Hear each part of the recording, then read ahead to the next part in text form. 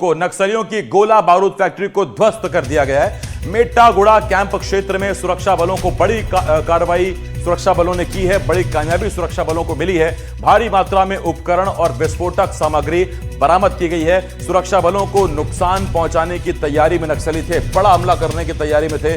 जिला बल और सीआरपीएफ की कोबरा बटालियन ने यह ज्वाइंट ऑपरेशन चलाया और तस्वीरें आप देख भी रहे हैं किस तरह से। देखिए, मोर्टार रखे, वहां पर बीजीएल लॉन्चर रखे हुए हैं, बीजीएल यानी कि बैरल ग्रेनेड लॉन्चर, और बड़ी मात्रा में हथियार बरामद किए गए हैं सुरक्षा बलों की तरफ से। जिला बल और साथ साथ सीआरपीएफ की ये ज्वाइंट ऑपरेशन की कार्रवाई थी, जिसमें ये बड़ी कामयाबी सुरक्षा बलों के हाथ लगी है। तो सुकमा से इस वक्त आपको बड़ी खबर बता रहे हैं। सुकमा में नक्सलियों की गोला बारूद फैक्ट्री को ध्वस्त कर दिया गया है। और जानकारी लेते हैं, सलीम शेख मेरे सहयोगी इस वक्त इस बड़ी खबर पर सुकमा से जुड़ रहे हैं। सलीम, सबसे पहले बताएं, कहां थी ये फैक्ट्री और क्या क्या बना रहे थे नक्सली यहां पर?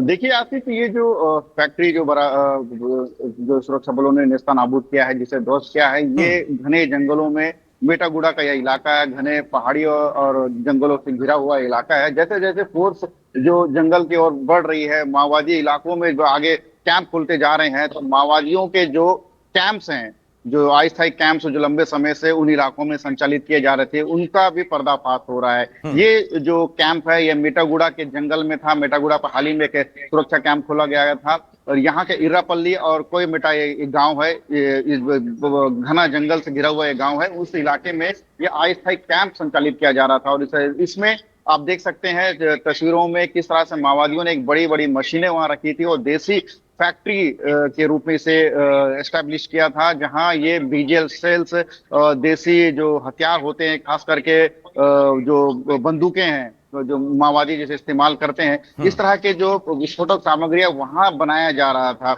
और ये लंबे समय से बंद पड़ा हुआ था, लेकिन जिस तरह से माओवादियों के खिलाफ जो ऑपरेशन जो चलाए जा रहे हैं बस्तर के अलग अलग इलाकों में, और जिस तरह से माओवादियों का बड़ा नुकसान हो रहा है, माओवादी फिर से कमबैक करने के पूरी तैयारी कर रहे हैं। और जब इस इलाके में फिर से वापस आके इस फैक्ट्री को उन्होंने शुरू करवाया और डीजीएल सेल और कई तरह के जो विस्फोटक सामग्रियों को उन्होंने इकट्ठा कर इसे एक फैक्ट्री के रूप में संचालित करने की तैयारी कर रहे थे, वैसे ही इसकी सूचना पुलिस को मिली और पुलिस ने एक बड़ा ऑपरेशन लॉन्च किया और एक ज्वाइंट ऑपरेशन में एक बड़ी सफलता मिली है। मौके से जो बरामद सामान है, इससे अंदाजा लगा सकते हैं कि किस तरह से माओवादी एक बड़ी तैयारी में थे, सुरक्षा बलों को निशाना बनाने की तैयारी में थे, लेकिन सुरक्षा बलों ने वक्त रहते ही इसे पूरे नेस्तनाबूद कर दिया। उनकी पूरी प्लानिंग को ही उन्होंने वो फेल कर दिया है। लेकिन जो हथियार जो बरामद किए गए हैं और जो मशीनें, खास करके जो मिलिंग मशीन है जिससे ये बीजीएल सेल और भरमार बंदूक और जो देसी हथियार है, इसका वो वहां पे उसका निर्माण कर रहे थे। तो लंबे समय से ये इलाके में माओवादियों का दखल रहा है, लेकिन जैसे जैसे फोर्स उन इलाकों में आगे बढ़ते जा रही है,